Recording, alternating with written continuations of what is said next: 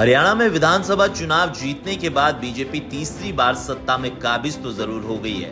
पिछले 15 सालों में बीजेपी दावा करते आ रही है कि हरियाणा में शिक्षा का स्तर ऊंचा हुआ है, सरकारी स्कूलों का इंफ्रास्ट्रक्चर बेहतर हुआ है, सरकारी स्कूलों में बच्चों की संख्या के साथ साथ सुविधा पहले से बेहतर की गई है। लेकिन इन सभी दावों को लेकर हरियाणा कांग्रेस की पूर्व अध्यक्ष और वर्तमान समय में कांग्रेस की लोकसभा सांसद कुमारी शैलजा ने हरियाणा सरकार की शिक्षा नीति, स्कूलों के इंफ्रास्ट्रक्चर को लेकर तमाम सवाल उठाए हैं और उन्होंने सरकार की ओर से किए गए वादों को झुकला दिया है।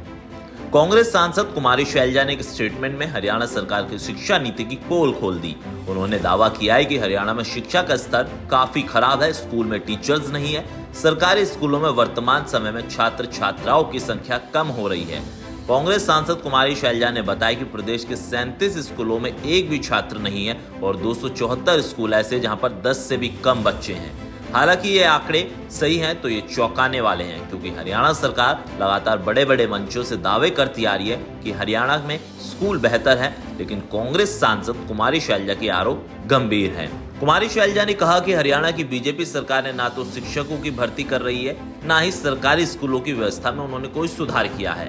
उन्होंने कहा कि बच्चे मजबूर होकर स्कूल छोड़ रहे हैं और जब स्कूलों में शिक्षा और सुविधाएं ही नहीं होंगी तो कौन यहाँ पर रहेगा। फिर सरकार कहेगी स्कूल खाली है और उन्हें बंद करना पड़ेगा। कुमारी शैलजा ने प्रदेश के मुख्यमंत्री नायब सिंह सैनी से मांग करी, जो 15,000 के करीब शिक्षकों के पद खाली पड़े हैं उन्हें सरकार जल्द भरने का काम करे और स्कूलों में बेहतर सुविधा बच्चों को दी जाए, ताकि निजी स्कूल की जगह बच्चे सरकारी स्कूलों में पढ़ना पसंद करें। साथ ही उन्होंने शिक्षा मंत्री महिपाल ढांडा के उस स्टेटमेंट का भी जिक्र किया जिसमें उन्होंने दावा किया था कि 1 अप्रैल से प्रदेश के सभी सरकारी स्कूलों में शिक्षकों की कमी को पूरा किया जाएगा। बहरहाल कांग्रेस सांसद कुमारी शैलजा ने आंकड़ों के साथ अपने तथ्य रखे हैं। कांग्रेस दावा कर रही है हरियाणा के सरकारी स्कूलों की हालत खराब है। अगर ये सच्चाई है तो प्रदेश सरकार पर यह बड़ा सवाल कहीं ना कहीं खड़ा करती है, क्योंकि पिछले 15 सालों से हरियाणा में बीजेपी की सरकार है और उसके बाद भी अगर स्कूलों की ये कमी, ये दुर्दशा और शिक्षकों की कमी है तो कहीं ना कहीं हम कह सकते हैं कि सबका साथ सबका विकास के दावे करने वाली बीजेपी लगता है कुछ बड़ी चूक कर गई है। डॉक्टर ऑर्थो, अब दर्द भी घुटने टेकेगा।